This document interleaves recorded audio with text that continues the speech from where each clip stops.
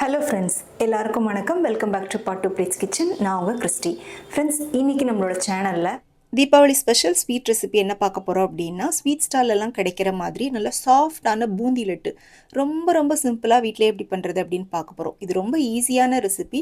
ரெண்டு விஷயத்தை வந்து நீங்கள் ஃபாலோ பண்ணால் போதும். ஒன்று அந்த மாவு கரைக்கிற பக்குவம், இன்னொன்று பாகுபதம். இந்த ரெண்டும் கரெக்டாக இருந்துச்சு அப்படின்னா லட்டு வந்து ரொம்ப பர்ஃபெக்டாக வரும். அதை தான் இன்றைக்கி டீட்டெயில்டாக இந்த வீடியோவில் நான் உங்களோட ஷேர் பண்ணியிருக்கேன். வாங்க வீடியோக்குள்ள போலாம்.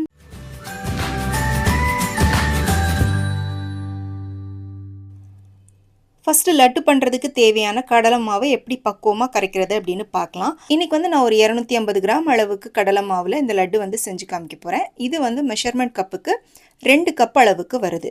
மாவு வந்து ஒரு வாட்டி நல்லா சலிச்சிட்டு நீங்கள் வந்து எடுத்துக்கோங்க. நான் ஆல்ரெடி சலிச்சு வச்சுருக்கேன். இப்போ இதை வந்து ஒரு மிக்சிங் பவுலில் போட்டுக்கலாம். மாவு வந்து புது மாவாக எடுத்துக்கோங்க. ஓல்டு ஸ்டாக் இருந்துச்சு அப்படின்னா அதை வந்து யூஸ் பண்ண வேண்டாம். இப்போ இந்த மாவு கூட கொஞ்சமாக நம்ம வந்து குக்கிங் சோடா வந்து போட்டுக்கலாம். ஒரு 2 பிஞ்ச் அளவுக்கு போட்டிங்கன்னா போதும், ஜாஸ்தி வேண்டாம். குக்கிங் சோடா சேர்த்திங்கன்னா மட்டும்தான் அந்த பூந்தி வந்து கொஞ்சம் நல்லா குண்டு குண்டாக வரும். அடுத்ததாக அதே அளவுக்கு ஒரு 2 பிஞ்ச் அளவுக்கு உப்பு சேர்த்துக்கோங்க. கொஞ்சமாக வந்து நான் எல்லோ ஃபுட் கலர் சேர்த்துருக்கேன். இது வந்து ஆப்ஷனல், நீங்கள் ஃபுட் கலர் வேண்டாம்னா ஸ்கிப் பண்ணிக்கலாம். அதுக்கு பதிலாக கொஞ்சம் ஒரு 1/4 டீஸ்பூன் அளவுக்கு மஞ்சள் தூள் கூட சேர்த்துக்கலாம். இப்போ தண்ணி சேர்க்குறதுக்கு முன்னால் எல்லாத்தையும் ஒரு தடவை நல்லா மிக்ஸ் பண்ணி விட்டுட்டு அதுக்கப்புறமா தண்ணி வந்து கொஞ்சம் கொஞ்சமாக ஊற்றிட்டு இந்த மாவு வந்து கரைச்சிக்கோங்க.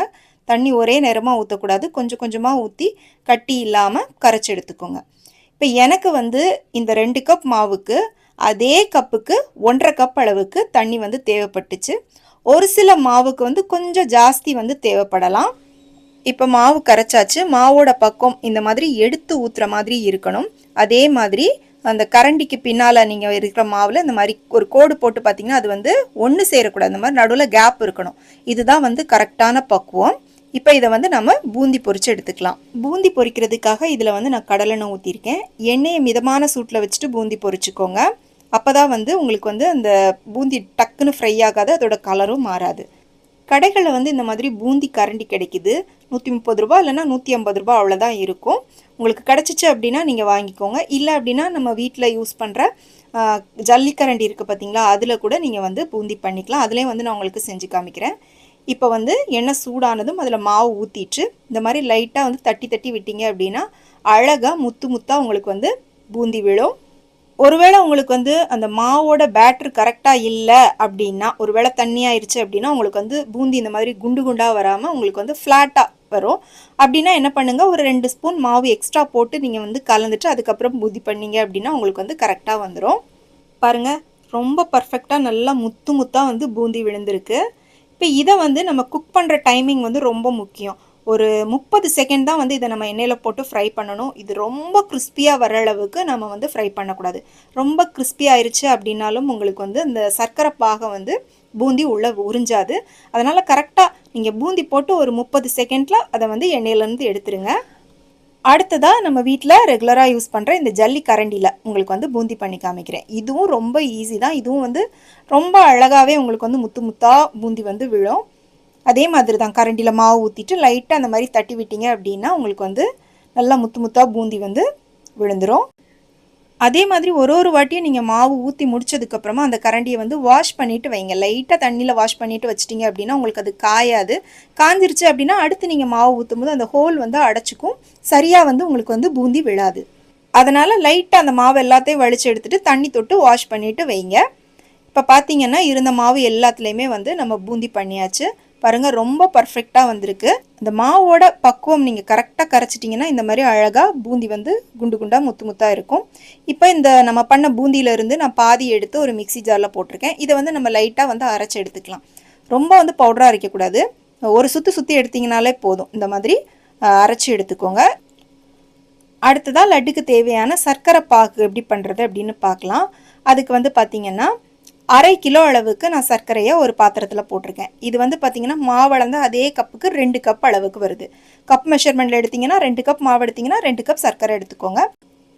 இப்போ இது கூட தண்ணி வந்து நம்ம அதே கப்புக்கு 1 கப் அளவுக்கு ஊற்றிக்கலாம். 2 கப் சர்க்கரை எடுத்திங்கன்னா 1 கப் அளவுக்கு தண்ணி ஊற்றிக்கோங்க. தண்ணி ஊற்றிட்டு ஃபஸ்ட்டு அந்த சர்க்கரை எல்லாம் கரையிறது வர ஒரு கரண்டியை வச்சு நல்லா வந்து அதை கலந்து விட்டுக்கோங்க. இப்போ இது கூட வாசனைக்காக நான் வந்து ஒரு 5 கிராம்பு போட்டிருக்கேன். உங்களுக்கு கிராம்பு வேண்டான்னா நீங்கள் ஸ்கிப் பண்ணிக்கலாம். இதை நீங்கள் இப்படி முழுசாகவும் போடலாம், இல்லை லைட்டாக தட்டிட்டு போட்டுக்கலாம். கூடவே ஒரு 7 ஏலக்காவை 2 ஸ்பூன் சர்க்கரையில் பவுட்ரு பண்ணி அதையும் சேர்த்து போட்டிருக்கேன். இப்போ இது எல்லாத்தையும் நல்லா கலந்து விட்டுக்கலாம். இப்போ பார்த்தீங்கன்னா நல்லா கொதிக்க ஆரம்பிச்சிருச்சு. இப்போ நம்ம பாகோட பதம் வந்து செக் பண்ணலாம். கையில் எடுத்து தொட்டு பார்க்குறப்ப உங்களுக்கு வந்து ஒரு கம்பி மாதிரி வந்துட்டு அது வந்து உடையணும். அதாவது அரை கம்பி பதத்தில் இருக்கணும். ஒரு கம்பி பதம் வந்துருச்சு அப்படின்னா உங்களுக்கு வந்து பூந்தி அந்த சர்க்கரை பாக உறிஞ்சாது. இப்போ இதுதான் வந்து கரெக்டான பக்குவம். இப்போ வந்து அடுப்பை ஆஃப் பண்ணிடுங்க. அடுப்பை ஆஃப் பண்ணிவிட்டு நம்ம ரெடி பண்ணி வச்சுருக்கிற பூந்தியை இந்த சர்க்கரை பாகில் போட்டுருங்க. இப்போ இது கூடவே நம்ம வந்து மிக்சியில் அரைச்சி வச்ச அந்த பூந்தியையும் நீங்கள் வந்து போட்டுக்கோங்க. போட்டுட்டு நல்லா கலந்து விட்டுக்கோங்க. இப்போ வந்து நான் அடுப்பை ஆஃப் பண்ணி தான் வச்சுருக்கேன், அடுப்பு ஆனில் இல்லை. இப்போ இதை வந்து நல்லா மிக்ஸ் பண்ணி விட்டுக்கோங்க. இப்போ இது கூடவே வந்து கொஞ்சமாக ஒரு 3 டேபிள் ஸ்பூன் நெய்யில் முந்திரியும் திராட்சையும் வந்து வறுத்து வச்சுருக்கேன். அதை வந்து நம்ம சேர்த்தே போட்டுக்கலாம். இப்போவே நம்ம வந்து அந்த நெய்யை சேர்த்து போட்டுட்டோம் அப்படின்னா உங்களுக்கு வந்து அந்த சுகர் சிரப்போடு சேர்த்தே அந்த நெய்யையும் உறிஞ்சு உங்களுக்கு வந்து நல்லா இருக்கும் லட்டு சாப்பிட்றதுக்கு. இப்போ இதோட கன்சிஸ்டன்சி உங்களுக்கு பார்க்குறதுக்கு கொஞ்சம் கலக்கலான பாயசம் மாதிரி இருக்கும். நீங்கள் பயப்பட தேவையில்லை. இதை அப்படியே மூடி ஒரு அரை மணி நேரம் அப்படியே விட்டுட்டோம் அப்படின்னா அந்த சர்க்கரை பாகு எல்லாத்தையும் அந்த பூந்தி உறிஞ்சு உங்களுக்கு கரெக்டாக செட் ஆகிரும். இடையில ஒரு 2-3 வாட்டி மட்டும் ஓப்பன் பண்ணிவிட்டு மிக்ஸ் பண்ணிக்கோங்க. இப்போ பாருங்கள், நான் அரை மணி நேரம் கழித்து ஓப்பன் பண்ணியிருக்கேன். நல்லா அந்த சர்க்கரை பாகு எல்லாத்தையும் பூந்தி உறிஞ்சு சூப்பராக வந்து செட் ஆகியிருக்கு. இனி இது கூட எதுவுமே சேர்க்க தேவையில்லை.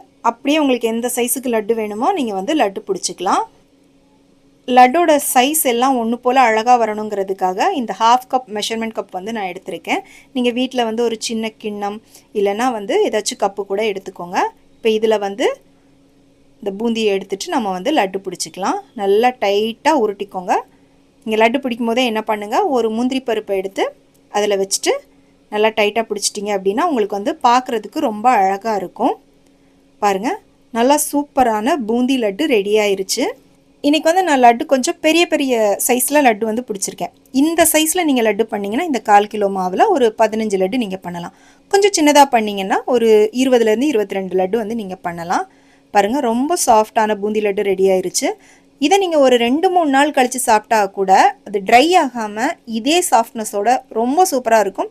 கண்டிப்பாக நான் சொன்ன இந்த மெத்தடில் செஞ்சு பாருங்கள். செஞ்சு பார்த்துட்டு எப்படி இருந்துச்சுன்னு உங்களுடைய கருத்துக்களை எனக்கு கீழே கமெண்ட் செக்ஷனில் சொல்லுங்கள்.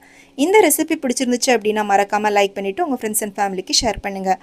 மீண்டும் வேறொரு ரெசிபியோடு சந்திக்கிறேன். நன்றி, வணக்கம்.